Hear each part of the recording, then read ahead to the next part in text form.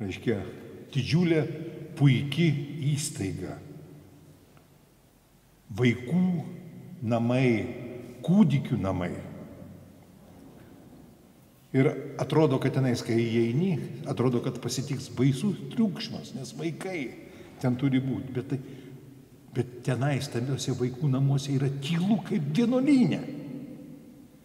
Sunku patikėti, kad tenais gali būti vaikų. Mažytės lovelės. Jie po vieną ten guli. Ir auklėtoja didžiuodamasi sako, matot, kokie jie ramus, kokie jie geri. Ir matosi, kad jiems vaikams reikia pakeisti sauskelnes, bet jie nereikia. Jie dejuoja. Tai yra vaikų namai. Vaikai labai gerai elgiasi. Žinot, kaip Lietuvoje vadinasi šitie vaikų namai tokie? Sutrikusios raidos kūdikių namai. Jie ten gali patekti visiškai sveiki. Bet iš tos aplinkos jie tampa visiškai kiti. Jie tampa sutrikusiai, nesveiki.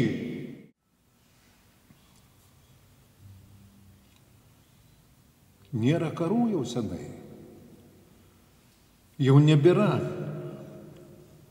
žudynių pas mus. O vaikų mes turim vaikų namuose 4000. 4000 vaikų. Gyvenkim be vaikų namų.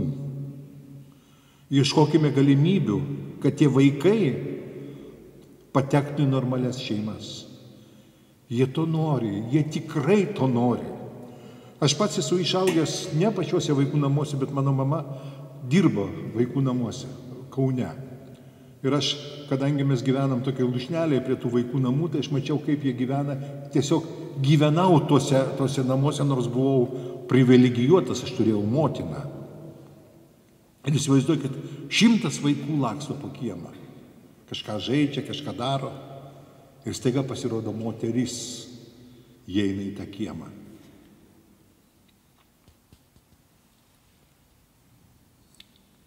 Ir 100 vaikų puola prie jos ir sušaukdami, ar tu mano mamytė? Tai yra, kodėl jie kalti yra dėl to?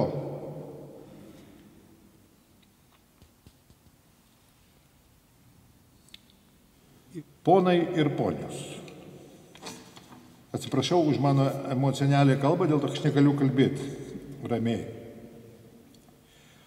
Viską, ką galima būtų sužinoti, jūs pasižiūrėkite į www, tarp kitako 2V. Reiškia, kas yra uždrausta Lietuvoje. Be vaikų namų, vienas žodis. LT. Ir ten paimti.